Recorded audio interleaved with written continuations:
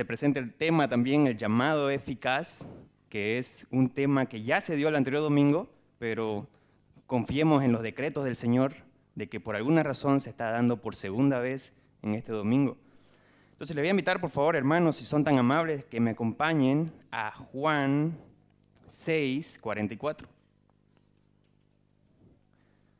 Juan 6, versículo 44. Vamos a leer, hermanos, desde el versículo 41. Juan 6, 41 dice la palabra del Señor, hermanos. Murmuraban entonces de él los judíos porque había dicho, yo soy el pan que descendió del cielo. Y decían, ¿no es este Jesús el hijo de José cuyo padre y madre nosotros conocemos? ¿Cómo pues dice este del cielo he descendido? Entonces Jesús les responde, dice, no murmuréis entre vosotros. Ninguno puede venir a mí si el Padre que me envió no le trajere, y yo le resucitaré en el día postrero. Vamos a orar, hermanos, por favor, una vez más. Alabado Padre Celestial, le doy gracias, Padre amado, por un día más de vida. Gracias, Padre, por permitirnos estar este domingo en su día, Padre, para escuchar su evangelio y su palabra. Sea usted, Padre, por favor, poniendo en mí aquella pasión y poder para predicar su palabra, Padre amado. Use a este siervo inútil, Padre amado, para proclamar su evangelio. Y por favor, Padre, también le pido por la vida de cada uno de los hermanos, sea usted conduciendo y capacitando sus vidas para poder escuchar estas palabras.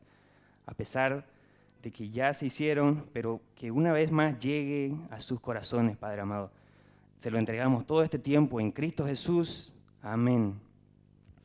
El título entonces, hermanos, como le mencionaba, es el llamado eficaz. ¿Quiénes son los llamados? Nos podemos hacer esa pregunta. Y hay una historia que me cautivó bastante cuando empecé a hacer este tema, y es la historia de Agustín de Hipona. Él mencionaba en su libro acerca de que antes de su conversión, él vivía con una prostituta. Entonces, cuando Dios hizo un llamado en su vida, hizo una conversión en su corazón de tal forma de que él cambió su corazón completamente. Y entonces ya no buscaba aquellos pecados en los que vivía. Entonces, dice él, un día estaba caminando por la calle y entonces esta mujer lo reconoce. Entonces lo llama por su nombre, Agustín, y él sigue caminando. Y entonces la mujer insistente le vuelve a decir su nombre, Agustín, soy yo, Agustín. Pero él persiste en su camino. Entonces ella finalmente se acerca a él y le toca el hombro y le dice, Agustín, soy yo. Y él le dice, lo sé, pero es que yo ya no soy yo. Y ese es el llamado eficaz, es esta doctrina tan maravillosa que podemos escuchar, de cómo Dios transforma el corazón de un hombre para que ahora pueda él seguirlo. Entrando un poco en el contexto que vamos a leer hoy de Juan, Juan nos relata que Jesús está predicando y haciendo su ministerio en Galilea y había pasado de una región a otra. Entonces, lleva a cabo su ministerio y él es rodeado de señales, haciendo milagros de tal forma de que creó admiración al pueblo. Pero el pueblo, recordemos que querían coronarlo porque ellos buscaban un Mesías nacional. Él satisfacía sus necesidades que tenían en esos momentos, pero no podían percibir que aquellos milagros lo exhibían a Jesucristo como aquel Hijo del Dios viviente. Los judíos lo seguían solo por las señales y no eran capaces de reconocer que Cristo es aquel verdadero pan de vida que descendió del cielo. Entonces, Juan lo que nos quiere mostrar en este capítulo, en este libro, es acerca de que la centralidad es Cristo.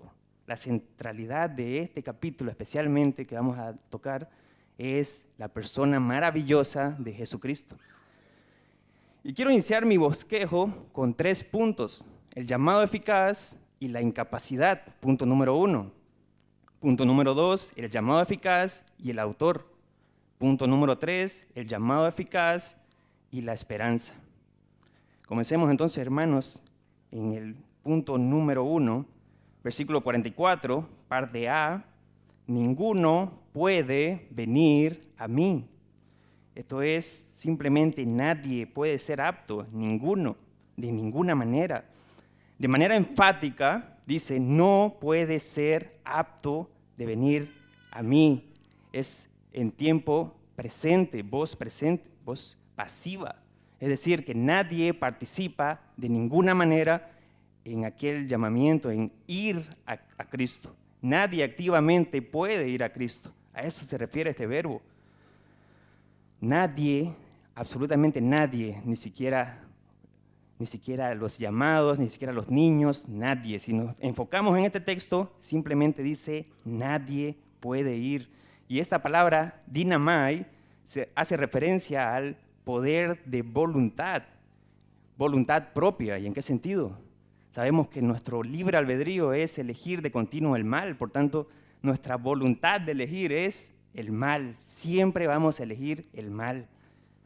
A lo largo de las Escrituras vemos cómo el hombre caído es incapaz por su propia voluntad de venir a Cristo. En nuestras clases con el pastor Martínez vimos, por ejemplo, la incapacidad del pueblo de Israel, su religiosidad, como también los hijos de Elí, por ejemplo, estaban tan cerca del templo, ellos estaban tan cerca de Dios, pero no conocían a Dios realmente.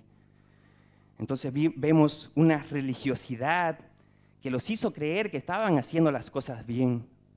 Pero Juan sabía lo que él estaba escribiendo cuando se refería en este texto en especial, las palabras de Jesucristo. Es simplemente, no tenemos ningún deseo moral de Dios. Nadie, absolutamente nadie, tiene ningún deseo de Dios, a menos que Dios siembre aquel deseo en nuestros corazones. La Biblia nos muestra, y Pablo menciona, por ejemplo, en Efesios 2:1, y Él os dio vida a vosotros cuando estabais, dice, estabais muertos en vuestros delitos y pecados. Estabais. Tiene que haber algo que tiene que cambiar ese estado en el que nadie puede ir a Cristo. Nadie. Cuando Él dice estabais, entonces a eso se refiere. Tiene que haber una obra regeneradora en mi vida, en nuestras vidas. Quienes no han sido regenerados simplemente están muertos en sus delitos y pecados. Pero entonces nos preguntamos, ¿qué es la regeneración? Bueno, el pastor también mencionó acerca de este tema, de la regeneración en la prédica anterior. Pero si vamos, por ejemplo, a Juan 3, vemos cómo Jesucristo está hablando con Nicodemo y él le menciona una palabra, le dice, el que no naciere de nuevo no puede entrar en el reino de Dios. Lo que es nacido de la carne, carne es. Eso es lo que nos quiere decir Jesucristo al decir que no tenemos ningún deseo moral de Dios. Hay un requisito previo y esta es una obra de Dios por medio del Espíritu Santo, el cual nos saca de un estado de muerte. Más adelante, en el capítulo 6 de Juan, en el versículo 63, vemos que dice, el Espíritu es el que da vida, la carne para nada aprovecha, para nada aprovecha.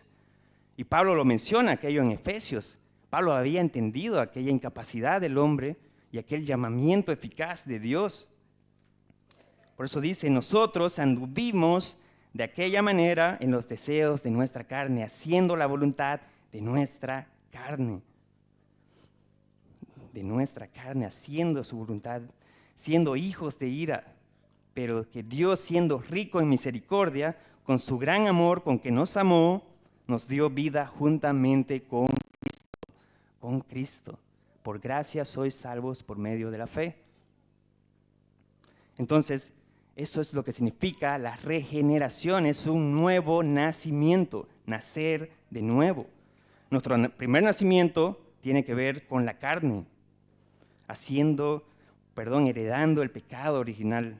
Como dice el salmista, en pecado he sido formado, en pecado me concibió mi madre.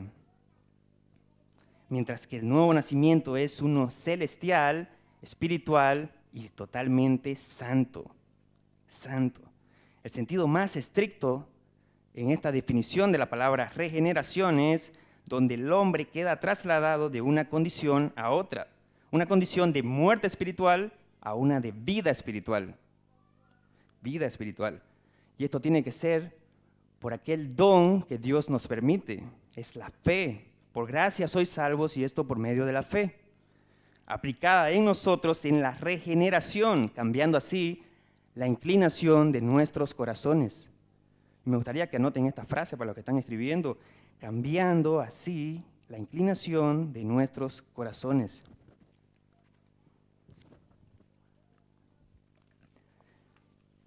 Entonces, recordemos, hermanos, que el hombre caído es simplemente incapaz de ir a Cristo por sus propias fuerzas. Pero no solo es incapaz de ir a Dios. Y para los que están anotando, les voy a dar ciertos pasajes bíblicos de lo que voy a mencionar. No es necesario que vayamos allá por cuestiones de tiempo, pero dice, no solo es incapaz, sino que el hombre es esclavo del pecado. Romanos 6:6. Esclavo del pecado, Romanos 6:6. Es extraño para Dios, es decir, son hostiles a Dios, como dice en Romanos 5:10. Simplemente son ciegos espirituales, son cautivos, atrapados en el reino de Satanás, Colosenses 1:13. Y esto es para que cuando lleguen a sus casas puedan escuchar de nuevo esta predicación y empezar a investigar, como los hermanos de Berea. Simplemente no tienen poder de cambiar su naturaleza pecaminosa, como dice en Jeremías 13:23. ¿Puede acaso el etíope mudar su piel y el leopardo sus manchas? ¿Cómo así ustedes, sabiendo solo hacer el mal, piensan poder hacer el bien por sus propias fuerzas? Es que simplemente es imposible. Imposible. No tienen el poder para cambiar su propia naturaleza, ni de entender la verdad espiritual. Acompáñenme, por favor, a 1 Corintios 2:14. No pueden entender la verdad espiritual. Nadie. 1 Corintios 2:14. Dice la palabra, hermanos, versículo 14. Pero el hombre natural no percibe las cosas que son del Espíritu de Dios, porque para él son locura. Y no las puede entender, porque se han de discernir espiritualmente.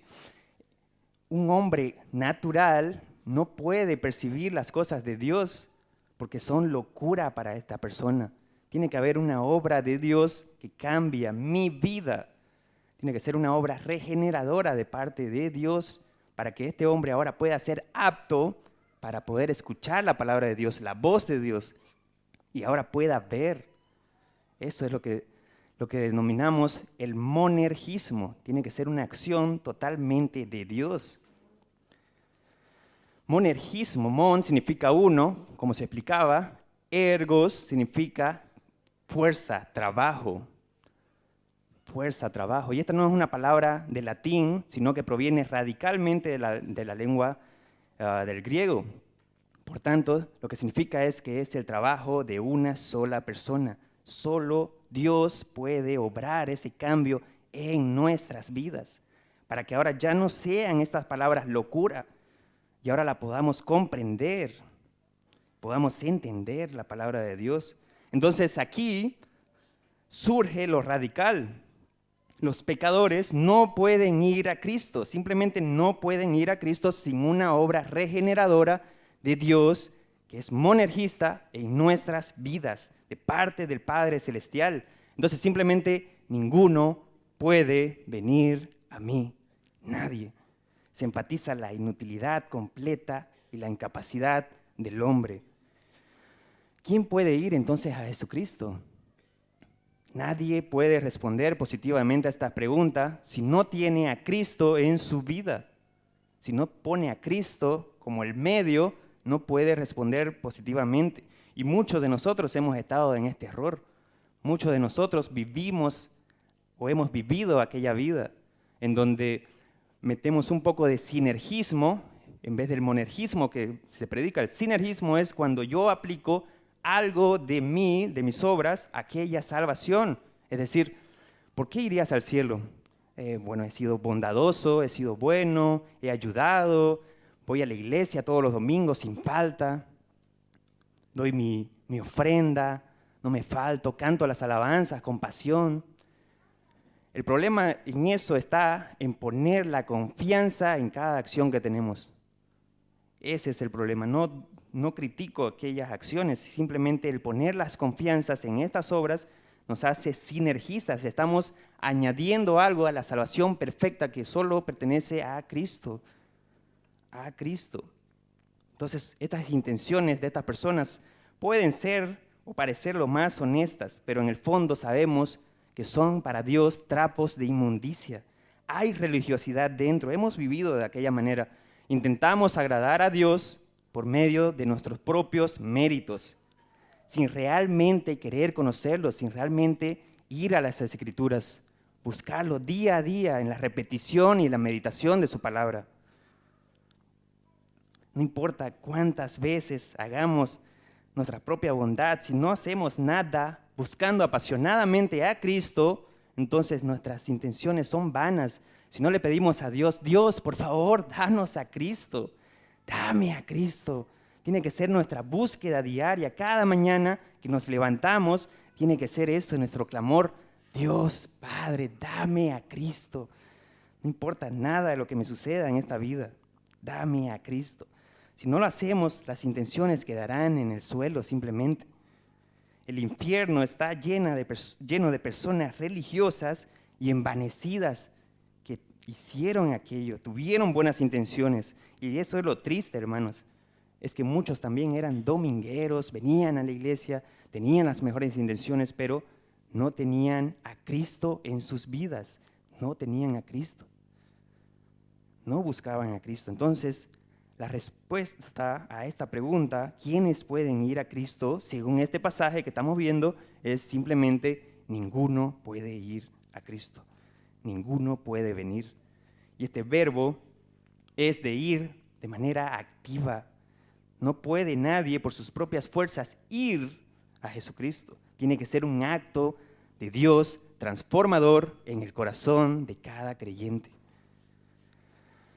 Una vez más, nadie, ninguno puede ser apto de ir a Cristo. Nadie. Y para ver un ejemplo y expandirlo un poco más, en el versículo 65 del capítulo 6 de Juan, versículo 65, si me acompañan, un poco más abajo, dice, y dijo, por eso os he dicho que ninguno puede venir a mí si no le fuere dado por el Padre. Nadie. Sus corazones de estas personas estaban endurecidos. Era difícil oír y creer lo que Jesucristo les decía, porque tiene que ser un acto de Dios, un acto soberano de Dios, de parte de Dios. Vemos más adelante, por ejemplo, cuando Juan se separa de Pablo, y Pablo estaba con Bernabé en Antioquía, predicando en Pisidia. Al entrar en una sinagoga en el día del Señor, Pablo aquí hace algo bastante interesante. Espero no equivocarme con esto, pero lo que hace Pablo es hacer una teología bíblica al predicarles a estos hermanos en la sinagoga. Lo que hace es predicarles de Dios, cómo sacó al pueblo con mano fuerte de Egipto.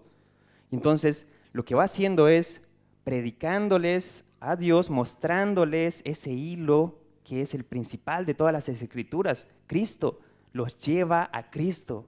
Es decir, en Cristo está el cumplimiento de toda la palabra, y eso es lo que Pablo quería hacerles ver a estos hermanos. Y por eso es que ellos empezaron a buscarlo a Pablo después de eso, y predicó otro día del Señor en la sinagoga, en un día de reposo. Buscaban aquello porque habían escuchado que aquel medio único, transformador, es por medio de Cristo, de Cristo. Y por eso Lucas escribe en Hechos 13:48, si me pueden acompañar, Hechos 13:48, Hechos 13:48 dice, estos gentiles, oyendo esto, se regocijaban y glorificaban la palabra del Señor. Glorificaban la palabra del Señor y creyeron todos los que estaban ordenados para vida eterna. Los que estaban ordenados para vida eterna. Ahí está, tiene que ser una obra de Dios, ordenados. Entonces, ninguno puede venir a mí si realmente el Padre no lo envía, ¿verdad? Si realmente no le ha dado el Padre a su pueblo, a Cristo. Si realmente el Padre no se los da, nadie puede ir a Cristo. Nadie. Muchos son los llamados y pocos los escogidos, ¿verdad? Entonces esto nos lleva a una pregunta. ¿Cómo sé si yo he sido llamado? ¿Cómo sé si he sido llamado? Y un pasaje que me gusta pensar es Romanos 8, versículo 30. Si me pueden acompañar, por favor. Romanos 8, versículo 30. Vamos a leer solo la parte final de este versículo. Romanos 8, versículo 30. Dice, la parte final, y a los que justificó, a estos también glorificó. A los que justificó, eso es un acto legal, puramente judicial. A estos que justificó, también glorificó. Glorificó es el día postrero, y yo les resucitaré en el día postrero, ¿verdad? Los glorificó. Es decir, se nos viene un pasaje a la mente quizás. El que comenzó en vosotros la buena obra, la perfeccionará hasta el día del Señor Jesucristo. Los glorificará. Día postrero. Día postrero. Y esto podemos verlo como un ascenso, como lo hemos visto, aquellas, por ejemplo, esas escaleras, un ascenso en donde a los que justifica, glorifica. Pero entonces, en el centro de todo este pasaje, tenemos algo positivo para nosotros, algo que Dios permite en nosotros, nos preserva, nos va a perseverar día a día de nuestras vidas. Está ese perfeccionamiento, no hay forma de que ninguno se pierda, nadie. Ahí en el centro está todo. Y esto es una obra monergista. Dios, por medio del Espíritu Santo, en Cristo, nos permite vivir aquello. ¿Voy a sufrir en esta vida? Puede ser que sí, hermano. ¿Voy a vivir bien en esta vida? Eso solo depende de Dios. A pesar de que estemos en esos escalones y nos midamos y miremos en qué parte estamos, podemos caer en el avance, podemos tropezar, pero nunca vamos a bajar. No vamos a buscar ir en dirección contraria, vamos a buscar seguir y seguir avanzando. Eso es lo que Dios nos permite por medio de Cristo, por medio de Cristo. Y eso es algo que estamos viendo en el Sermón del Monte, por ejemplo. Y todo va a depender de la manera en que nosotros vivamos cada día. Si pedimos una vez más a Cristo, Dios, dame a Cristo. No importa todo lo que me quites, Dios, pero por favor, dame aquel contentamiento. Capacíteme, Padre Celestial, para poder vivir aquella vida que usted quiere que yo viva. Dame a Cristo. ¿Dónde está tu corazón, mi querido hermano? ¿Dónde está tu corazón? Entonces, ¿cómo puedo saber si soy llamado? ¿Cómo puedo saber realmente? ¿Tenemos sed y hambre de justicia? ¿El Espíritu Santo está capacitándonos día a día para vivir, por ejemplo, aquel sermón del monte?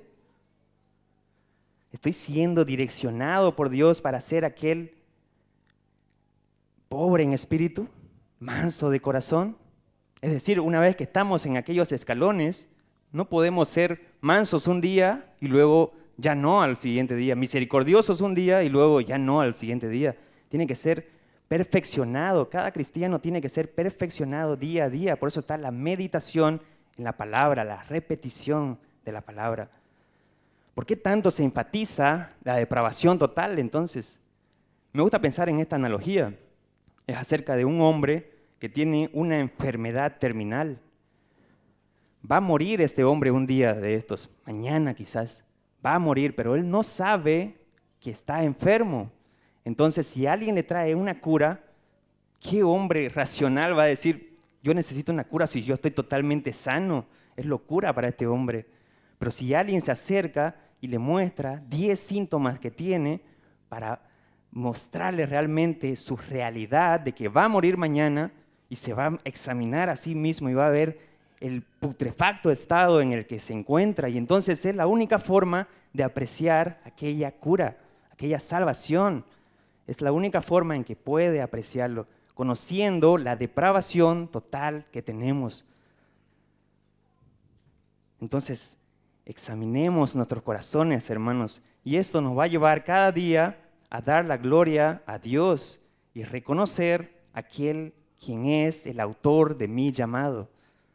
Punto número 2, el llamado eficaz, a reconocer al autor. Y este capítulo 8 que vimos de Romanos, el Ordo Salutis, como se lo conoce, el orden de la salvación, menciona de que Dios, además de habernos predestinado antes de la fundación del mundo, nos llamó eficazmente. Y aquellos a quienes llamó eficazmente, los justificó. Entonces, vamos a ir al versículo 44, la parte B. Primero dice, no, ninguno puede venir a mí. Y la parte B es, si el Padre que me envió no le trajere. En esta parte nos vamos a concentrar.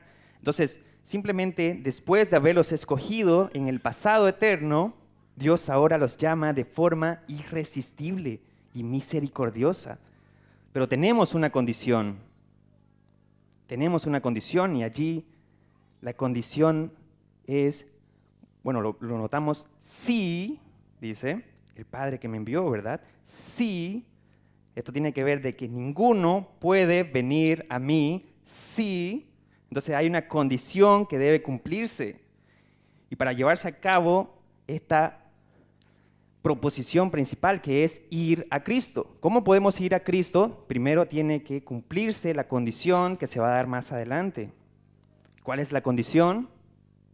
Y una vez más, hermanos, tal vez ya me lo han predicado esto antes, tal vez ya lo he visto antes, ya lo he escuchado antes, ya me lo repitieron antes, pero ahí está, hermanos, una vez más, la repetición, por algo Dios lo ha establecido de esa manera. La pregunta es, ¿dónde está tu aplicación, mi querido hermano? ¿Dónde está la práctica de lo que conoces en tu vida? Meditación en el texto, repetición constante. Mientras más repetición tengamos en nuestras vidas acerca de la palabra de Dios, más vamos a aspirar a vivir y ser conformados a la imagen de Cristo Jesús, que es el mayor gozo en nuestras vidas. Dar la gloria a Dios por medio de Cristo, ser conformados a la imagen de Cristo. La oración ferviente, la repetición diaria de la palabra de Dios. La pregunta no es, ¿cuántas veces me lo han dicho? La pregunta es, ¿cuántas veces vivo aquello que he aprendido? ¿Cuántas veces vivo aquello? Entonces, ¿cuál es la condición? Que el Padre, dicen, es el Padre quien cumple aquí del sujeto de la oración. Si el Padre que me envió a mí, a Jesucristo, enviar. El verbo enviar es de manera activa, es decir, el sujeto principal es Dios. Entonces, Dios es el que se encarga de llevar a cabo esta acción. El hombre no participa una vez más en nada, absolutamente nada, en ningún momento. Es Dios quien hace el pacto en este pacto intratrinitario, ¿verdad? En la eternidad, con Cristo, el Espíritu Santo. Dios y Jesucristo es quien ejecuta este pacto. El Padre es quien envía a sus escogidos a Cristo, para que recién ahora puedan ser capaces de ir a Cristo. Ahora recién, y noten esto, es interesante, ahora recién pueden ir a Cristo. Es decir, la voluntad ha sido restaurada por medio de Cristo. Es como si ahora tenemos esa libertad de elegir a Dios, pero por medio de Jesucristo. El Espíritu Santo nos capacita a aquello. Antes yo hacía las cosas malas y como mundano apreciamos las cosas malas, nos encanta y las buscamos día a día. ¿Qué hombre va a decir, no quiero hacer eso porque Dios me está mirando? Un hombre que no tenga a Cristo no puede hacer aquello. Pero ahora, por aquella obra regeneradora de Dios en mi vida, Cristo, anhelando ser más a la imagen de Cristo, entonces ya no deseamos aquello que nos hacía mal o que nos hacía pecar contra Dios, porque ahora miramos a Cristo y buscamos la gloria de Dios. Entonces, es por medio de Jesucristo que somos reconciliados con el Padre. En el versículo 37, un poco más abajo, o un poco más arriba, perdón, del capítulo 6 de Juan, dice, todo lo que el Padre me da, vendrá a mí, y al que a mí viene, no le echo fuera. Vemos ahí una iniciativa divina, vemos también el llamado eficaz y vemos la preservación de los santos. La iniciativa divina de Dios en la obra salvífica, aquel pacto intratrinitario que se lleva en la eternidad, y luego la afirmación de Cristo, aquel llamamiento eficaz, vendrá a mí. No cabe la posibilidad de una negación de parte del receptor, de aquel que lo escucha. Ni tampoco dice, es posible o es probable que venga. Tampoco dice, todo lo que el Padre me da, vendrá a mí, pero primero hay que esperar que aquella persona me deje entrar en su corazón, que me abra la puerta, como se mencionaba el anterior domingo. No cabe la posibilidad de una negación por parte del receptor. No hay ninguna invitación, sino que es un llamado eficaz. Pero cuando digo que no hay una invitación, tampoco estoy diciendo que el Padre es como que rompa la puerta, ¿verdad? No pasa eso. Por eso le dije que memoricen aquella palabra. Dios no obliga, pero tiene que ser una obra transformadora de Dios. Y por eso es que ahora somos capacitados por medio del Espíritu Santo para poder escuchar la palabra de Dios en nuestros oídos, como si ese llamado fuera un llamado en nuestros oídos y dice, Rodrigo, ven a mí. Y entonces ahora nosotros vamos apasionadamente buscando a Cristo. A Cristo. Por eso es que dice, cambia la inclinación de nuestros corazones. Y la perseverancia o la preservación de su pueblo está en que no le echo fuera, no le echo fuera. Es una doble negación y muchos hemos oído esta doble negación muchas veces con el apóstol Pablo. De ninguna manera, ni piensen que eso pasaría, ni se les ocurra que esto pasaría. No hay forma de que Dios, al entregarle a su pueblo a Jesucristo, pierda ninguno. No hay manera alguna. Significa que es imposible que suceda. Declara enfáticamente que Cristo no rechazará a quien lo busque con sinceridad y humildad de corazón, porque es el Padre que se los da. Es el Padre quien ha cambiado mi corazón, mi vida. El llamado eficaz a lo largo de las Escrituras es bastante notable. La Confesión Belga tiene un párrafo que dice, este llamamiento proviene exclusivamente de la gracia libre y especial de Dios. El hombre es pasivo, una vez más, no participa en nada. En Teología Sistemática, Berkhof menciona, el llamado eficaz viene desde afuera, produciendo una nueva vida, enfocándola en dirección a Dios, de Dios. El hombre pecador es capacitado para oír por medio del Evangelio el llamado de Dios y hace su aposento en el corazón del hombre. El deseo de resistir es ahora cambiado por el deseo de obedecer. Obedecer. Ahí una vez más, la voluntad libre restaurada. Ahora queremos obedecer a Dios por Cristo, porque amamos a Cristo y porque Él nos amó a nosotros primero. Dios nos amó primero a nosotros. Entonces, cambia la disposición del corazón para que ahora podamos elegir a Cristo una vez más de manera voluntaria. Voluntaria, eso es gracia, hermano. Eso es gracia. ¿Pero qué es gracia? ¿Qué es gracia? Como se mencionaba, es un favor, un regalo, un don gratuito e inmerecido dado solamente a sus escogidos. Esa es la definición. Pero, ¿cómo podemos vivir nosotros esta definición? ¿Cómo podemos realmente ponerla en práctica? Algo que enseña la lógica, por ejemplo, en programación, era que cuando llegamos allí no nos van a enseñar a manejar la bicicleta, por ejemplo, sino que nos van a enseñar cómo funciona y cómo se hace una bicicleta. Entonces, pensar razonablemente y decir, ¿por qué esto? ¿Por qué inmerecida? ¿Por qué es un don gratuito? Gracias, hermano. ¿Por qué sucede de esta manera? Entonces, les voy a pedir por favor que me acompañen a 1 de Pedro. Vamos a ver el capítulo 3, 1 de Pedro, capítulo 3, versículo 18. 1 Pedro, capítulo 3, versículo, vamos a leerlo desde el versículo 17. Dice la palabra del Señor, hermanos, porque mejor es que padezcáis haciendo el bien si la voluntad de Dios así lo quiere, que haciendo el mal.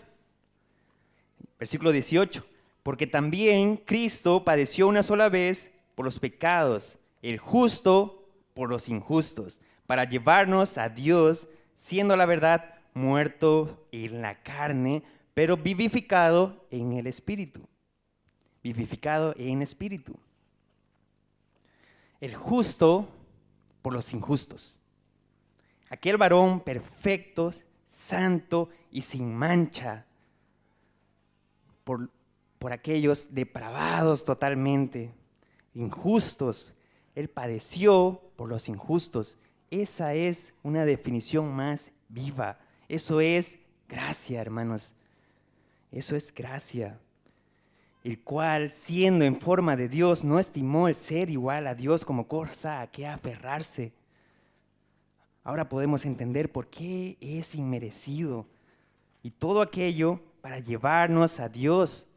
Porque no hay otra manera en que se pudo haber reconciliado para con el Padre que aquella muerte sustitutiva de Cristo por nosotros. Piensen en ello entonces cuando piensen en esta palabra gracia. Aquel varón piadoso, justo y perfecto. Y veámonos a nosotros mismos y viviremos aquella gracia constante. Aquella justificación por gracia.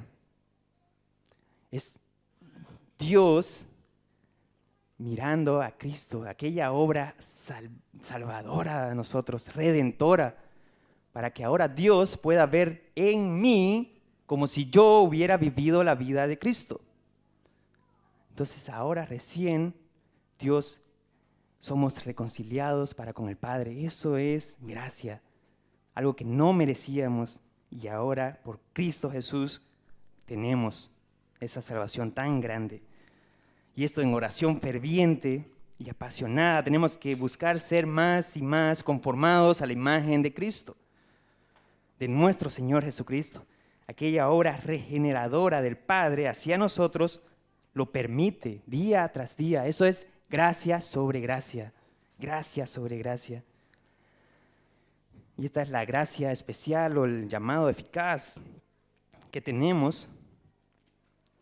La gracia general, por ejemplo, es aquella gracia donde se menciona en Mateo 5:45, donde hace llover sobre justos, injustos, y hace salir el sol sobre justos, injustos. Esta es una gracia general.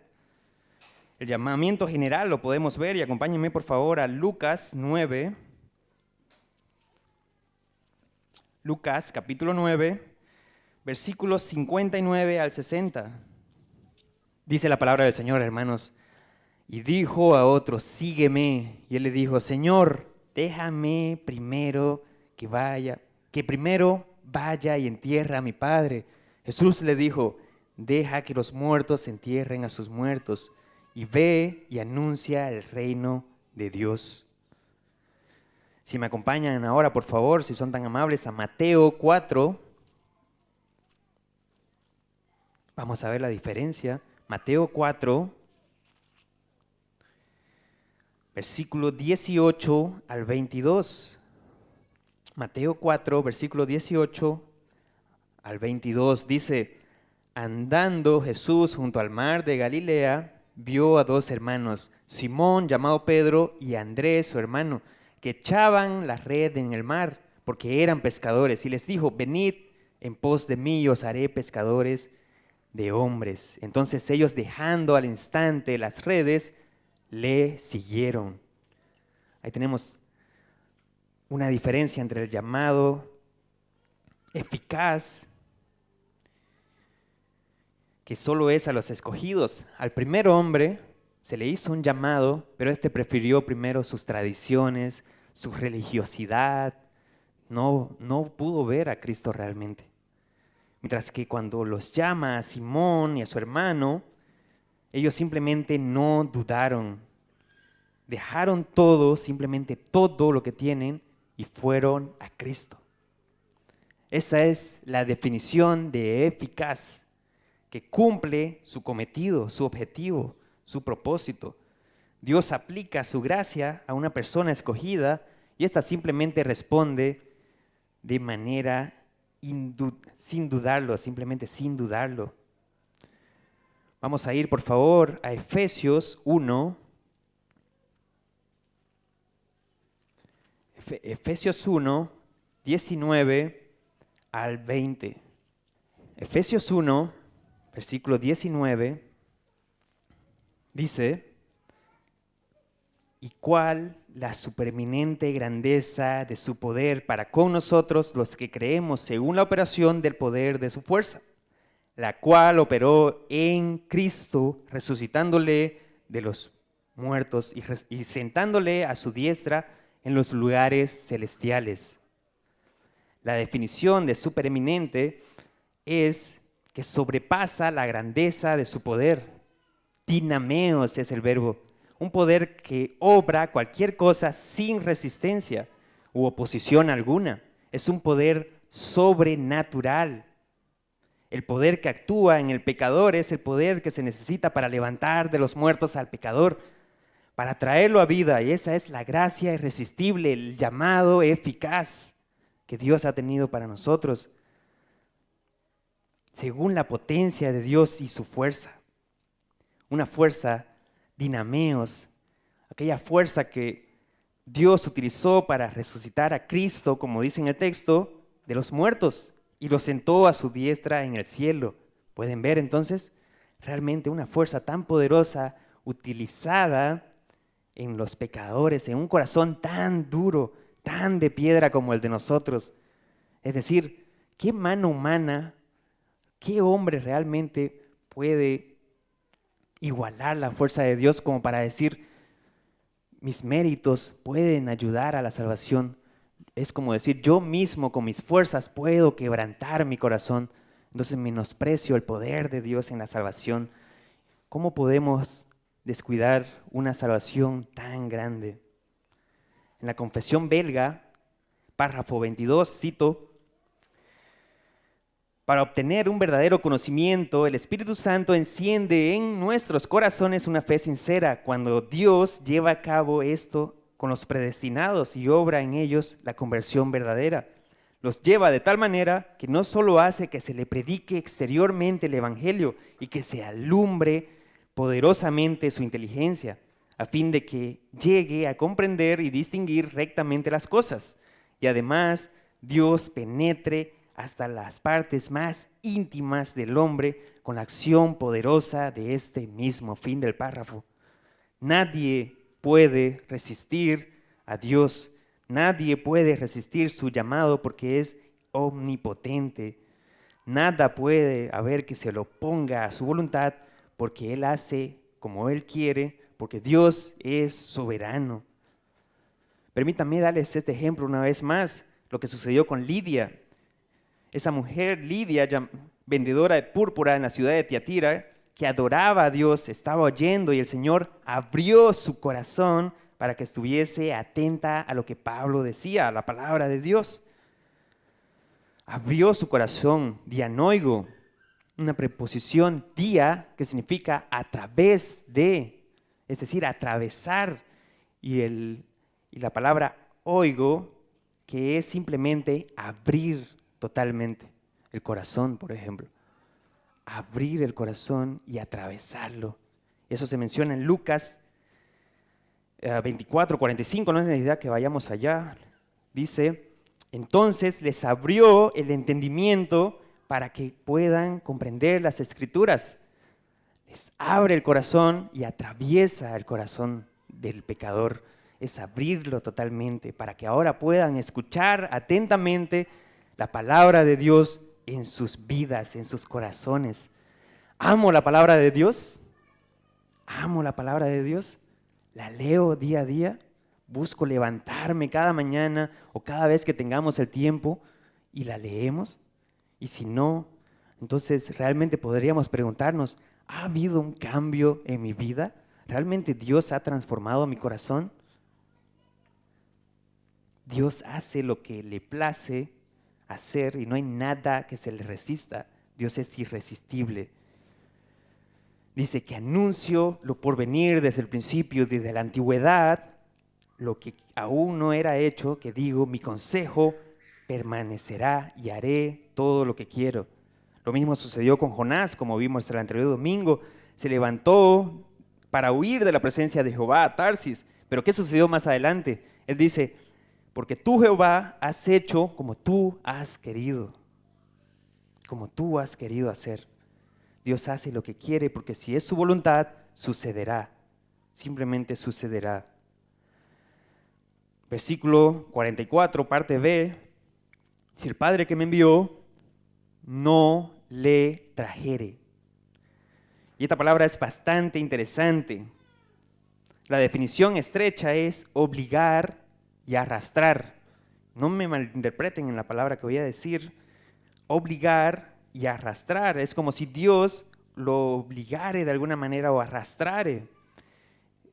El Padre no se limita a rogar o aconsejar, tampoco pide permiso, tampoco toca la puerta de tu corazón. Estamos hablando de totales pecadores a los que Dios quebranta todo su ser y los vuelve a su camino.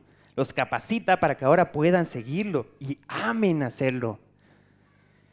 John Bunyan, el hombre considerado el más miserable pecador habido y por haber, él compara su pecado con la sumatoria de todos los pecados de las Escrituras, para hallar si tal vez su pecado era menor a la suma total, y aún así él se encontró peor que toda la sumatoria. Creo que realmente todos hemos llegado a esa incapacidad donde reconocemos que somos totalmente depravados, hermanos. Es como, el uso de esta palabra es como si realmente nosotros estamos en el medio de un océano y cada vez nos estamos hundiendo más. No hay nadie alrededor de nosotros que pueda venir en nuestra ayuda. No podemos con nuestra propia fuerza ir a ningún lugar. Somos incapaces. Entonces simplemente nos estamos perdiendo, nos estamos ahogándonos y se necesita realmente la fuerza de Dios y su mano tomando la nuestra y sacándonos. Esa es la elección incondicional que hemos visto. La elección incondicional. Nos hundimos más y más y no tenemos esperanza. Dios extiende su mano, aquella elección incondicional, y nos arrastra, nos elige, nos extrae, nos saca del fondo. Eso es en cuanto a la sensación personal, tal vez en el uso de esta palabra, trajere, de modo que el lector pueda entender lo que significa esta implicación. Que Dios en la regeneración de nuestras vidas cambia nuestros corazones. Antes todos nosotros, hermanos, simplemente corríamos al infierno. Íbamos a aquel lago de fuego, corriendo uno más rápido que otro. Pero Dios cambia la inclinación de nuestros corazones para que ahora podamos ver aquella ciudad celestial y correr a Cristo, a Cristo. Y eso por el llamado eficaz. Ahora corremos en dirección contraria. Entonces, Dios, en vez de arrastrarnos, como es ilustrado, por ejemplo, por John Bunyan en su peregrinaje, ahora vamos corriendo a aquella ciudad celestial, vamos corriendo a Cristo. Dios ha quebrantado la dureza de nuestros corazones, haciéndonos nuevas criaturas. Dios ya ha hecho una obra de gracia salvífica en nuestras vidas. Ha cambiado esa inclinación en nuestros corazones, en nuestras vidas, en nuestras almas. Y por eso deseamos ahora ir a Cristo y obedecer a Dios con pasión, con pasión. Podemos observar cómo Dios ha utilizado a sus siervos, como Amós, por ejemplo, el que hemos estado estudiando.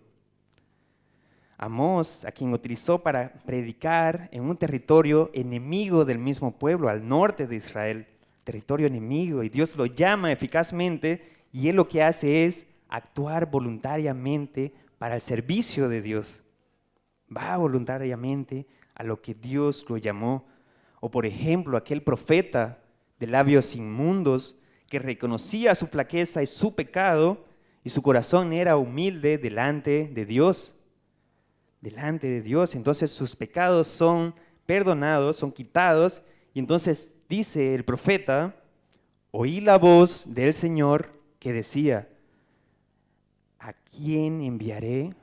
¿Y quién irá por nosotros? Entonces, y es que es simplemente hermoso lo que responde: heme, aquí estoy yo, envíame a mí. Eso es algo de voluntad que Dios nos da a nosotros, el querer servir a Dios de corazón, de corazón. Dios transforma la incapacidad total de un hombre, de hombres falibles, y los convierte en infalibles por medio del Espíritu Santo en la predicación del Evangelio, de la palabra de Dios. Y es apasionante esta doctrina, realmente mueve mi corazón hasta lo más profundo, el simplemente escucharla y el estudiarla. Es una doctrina muy hermosa. Nadie puede venir a mí si el Padre que me envió no le trajere. La predicación de su palabra.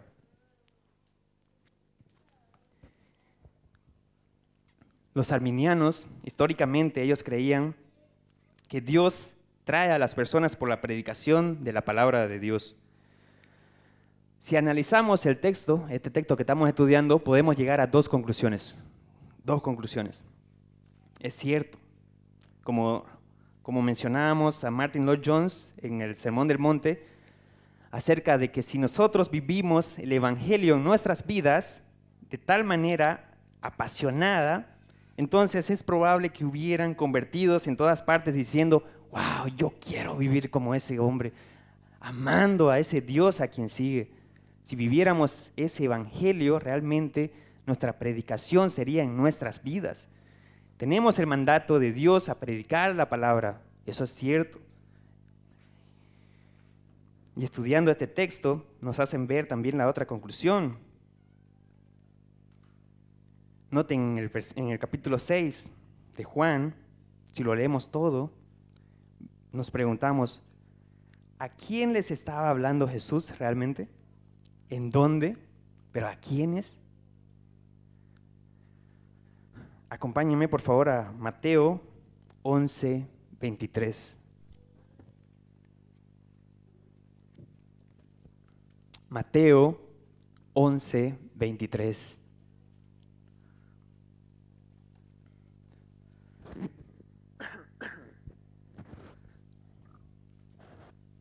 Mateo 11:23 dice, y tú, Capernaum, que eres levantada hasta el cielo, hasta el Hades serás abatida, porque si en Sodoma se hubieran hecho los milagros que han sido hechos en ti, hubieran o habría permanecido hasta el día de hoy.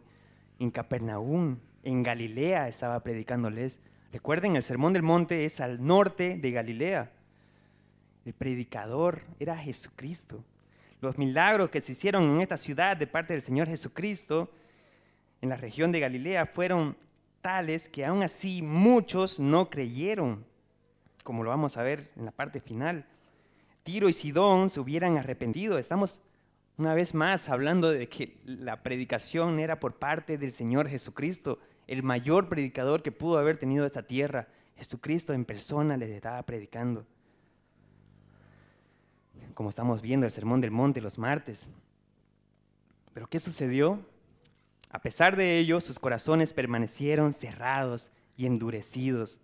Entonces ahora podemos ver un poco más allá aquella iniciativa divina que habíamos mencionado. Dios, el Padre, es el que los trae a Cristo, a Cristo.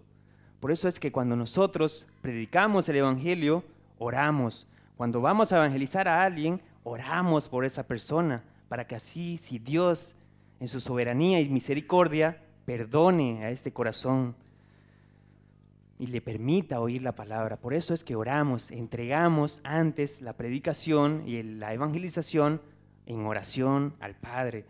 Entonces vemos, Dios es el autor. Ninguno puede venir a mí si el Padre que me envió no le trajere.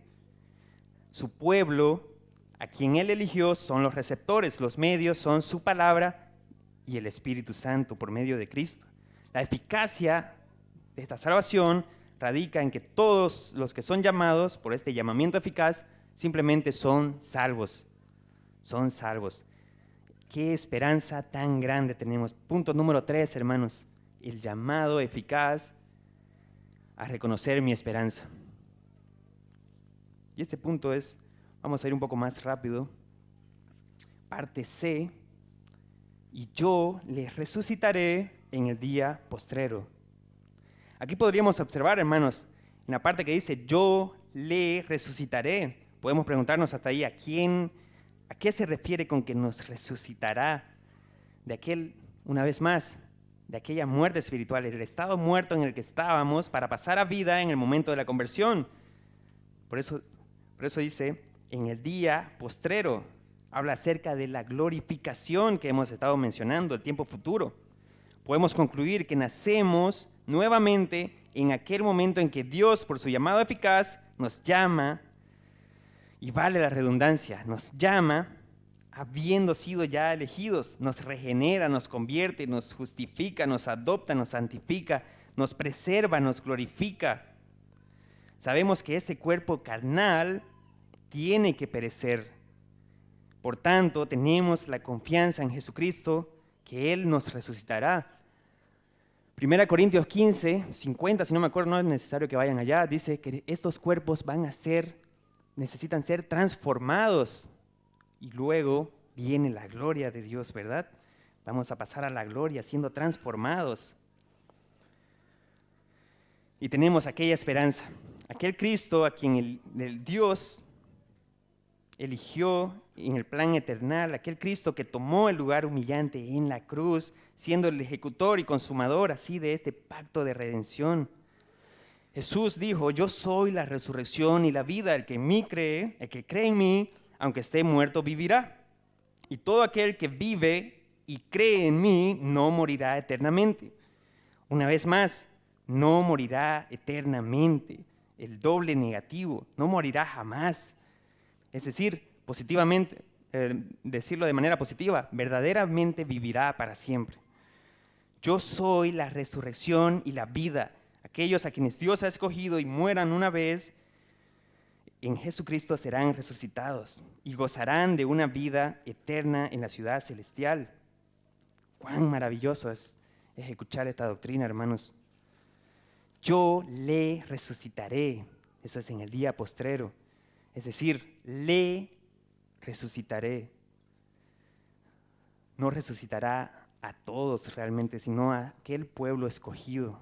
Resucitará a aquellos quienes el Padre ha escogido. Y entra todo el pueblo de Dios. ¡Qué esperanza!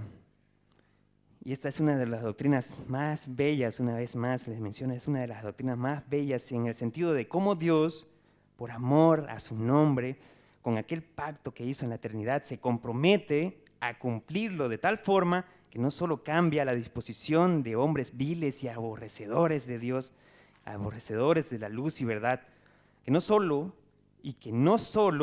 cambia los corazones de oscuridad y tinieblas y pone en nosotros aquella luz que penetra hasta lo más íntimo de nuestros corazones y nos permite vivir aquella doctrina de agradar a Dios y vivir para Dios, el conocerlo, buscar su palabra día a día.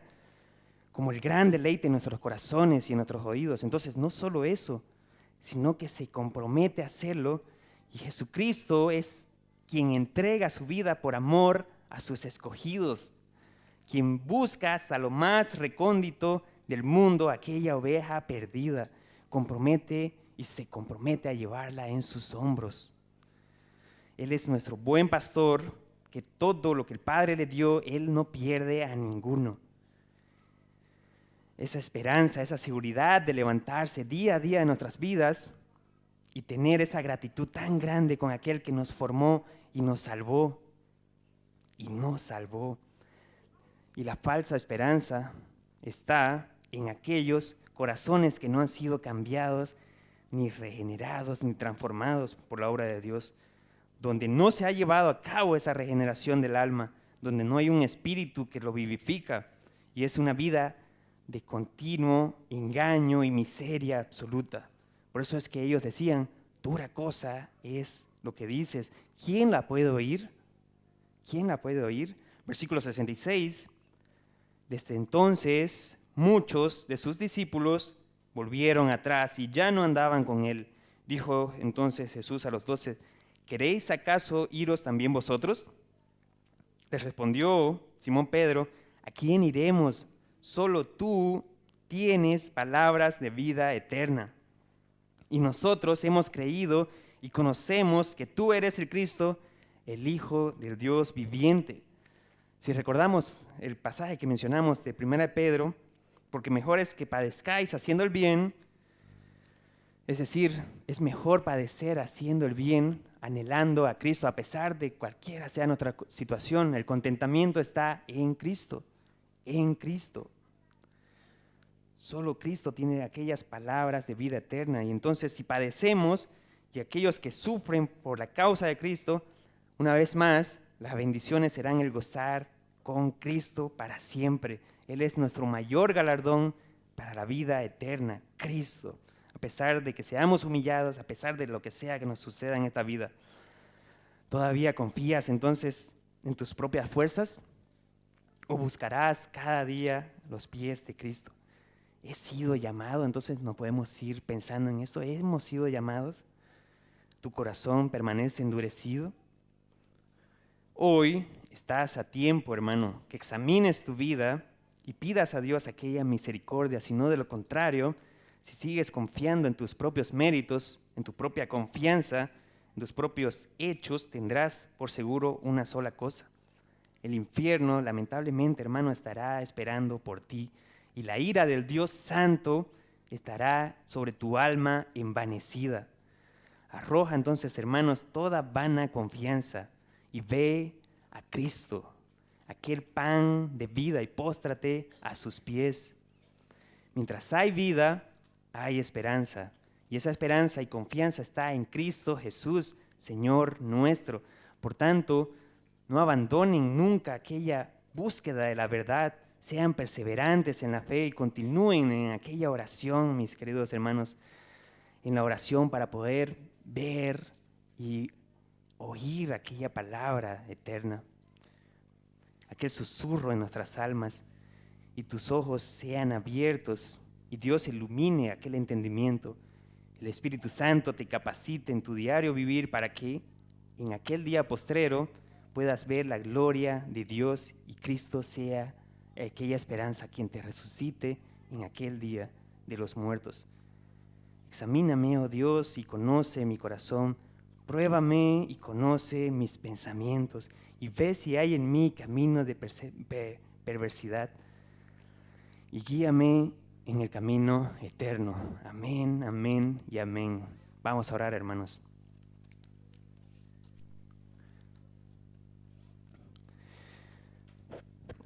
Santísimo Padre Celestial, le damos gracias, Padre amado, por la predicación de tu palabra, por permitirnos estar aquí reunidos en congregación para escuchar y glorificar tu nombre. Padre, perdónanos porque hemos sido envanecidos en nuestras vidas y a veces somos perezosos, Padre. Permítanos encontrar aquella luz y amar aquella luz y aquella palabra y que sea siempre Cristo nuestra centralidad en nuestras vidas. Padre, denos aquel Cristo siempre en nuestras vidas. Si está en su voluntad, Padre amado,